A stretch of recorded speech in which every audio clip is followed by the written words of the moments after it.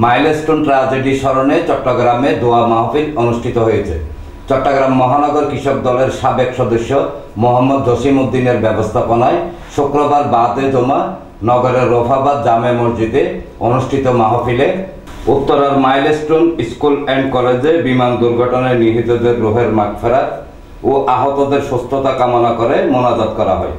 এ সময় পাঁচলাইশ থানা বিএনপির সাবেক যুগ্ম সম্পাদক মোহাম্মদ সালামত আলী, 43 নং ওয়ার্ড বিএনপির যুগ্ম আহ্বায়ক মোহাম্মদ রুহুল আমিন, বিএনপি নেতা জাহাঙ্গীর আলম, পাঁচলাইশ থানা স্বেচ্ছাসেবক দলের সদস্য মোহাম্মদ নওশাদ, 43 নং ওয়ার্ড স্বেচ্ছাসেবক দলের যুগ্ম আহ্বায়ক মোহাম্মদ নাসিম, দিলশাদ আহমেদ চাঁদ, যুবদল নেতা মোহাম্মদ সুমন, জাহেদ, আব্দুর রহিম সহ বিএনপি অঙ্গ ও সহযোগী সংগঠনের নেতৃবৃন্দ উপস্থিত ছিলেন।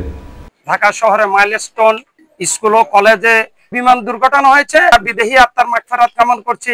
তাদের সংসপ্ত পরিবারকে আমরা আমাদের রফাবাদ বিএনপি অঙ্গ সংগঠনের পক্ষ থেকে আমরা সবাইকে ধৈর্য ধরার এবং আল্লাহ যেন তাদেরকে জান্নাত নসিব করেন। তাদের যারা চিকিৎসাধীন আছেন বিভিন্ন হাসপাতালে, তাদের যাতে সুচিকিৎসা হয়, তারা যাতে সুস্থ চিকিৎসা পেয়ে বাড়ি ফিরে যেতে পারে, আমরা এই দাবি জানাচ্ছি। যারা মারা গেছেন তাদের রুহের মাগফিরাত কামনা করছি।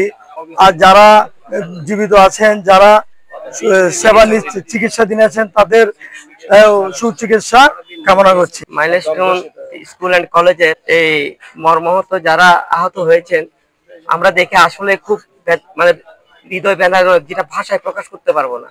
আমাদের চেয়ারপারসন সুস্থ বেগম খালেদা জিয়া, আমরা ওনার জন্য দোয়া মাহফিল এখানে করেছি। ডেস্ক রিপোর্ট, প্রগতি 24 টিভি।